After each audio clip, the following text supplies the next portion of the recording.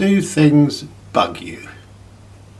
Like a slightly extra gap between sleepers that shouldn't be there? Well, that gap bugs me. So I'm going to dig it out and try and alter it.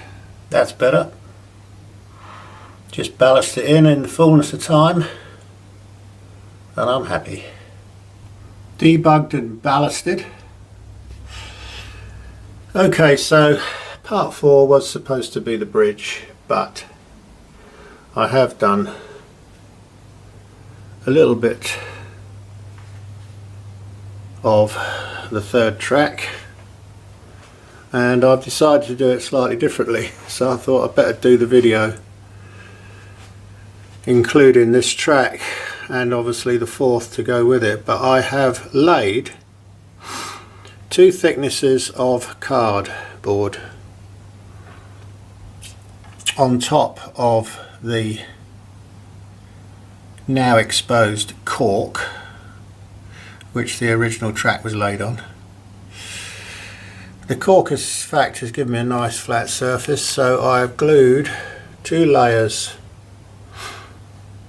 of card on and I have glued the first yard of track down with a bit of PVA to hold it and then some ballast. The idea being that the track will be just that little bit higher, not too high but a little bit higher, to give a better look to the ballast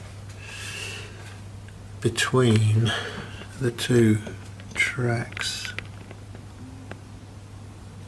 When I do the 4th track, of course, the ballast will just shift straight across from one to the other, but that gap between is what I'd like to try and enhance a bit.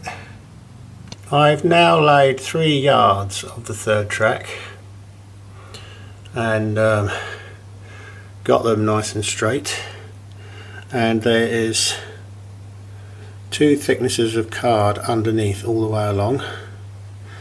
At the point of these signals there is an isolation because I have my layout sectioned in 4 main sections around the layout: the straights and the curves, and then I've started to concentrate again down this end of the layout because I want to get this difficult part completed, because this will be the last track to be done and it will have to join on somewhere around here. I've got the pieces of track ready to use and I have tried to improve the look of the curve and the enhancement of the embanked track and the look of the ballast, and of course the look of the bullhead track. But if I can make the ballast match similar quality, I should be more than happy. I have now finally got to the point where all the track, all 4 tracks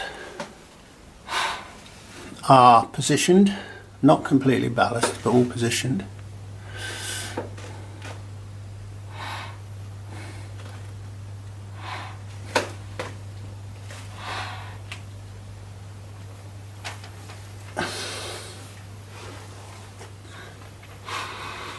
Right the way down to where the bridge will be.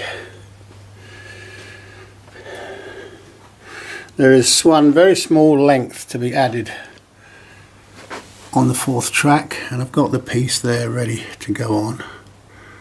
I've got my gauges in position because that last yard is not glued down yet, but as you can see there is a healthy gap between the 2 pairs of up and down fast lines, up and down slow lines.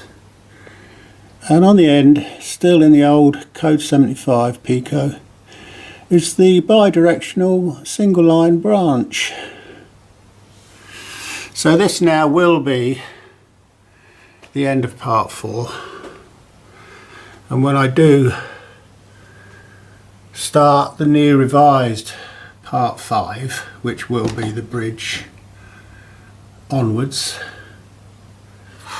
all this will be completed, and I shall start part 5 just with a quick review along the whole of the track,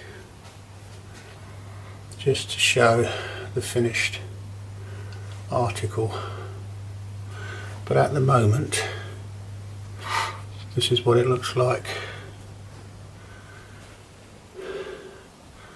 I've just done a bit of hoovering to clear up all the debris that's been flying about when I dig the old track out, and all the joins are there in different parts or places, and I'll see you all in part 5.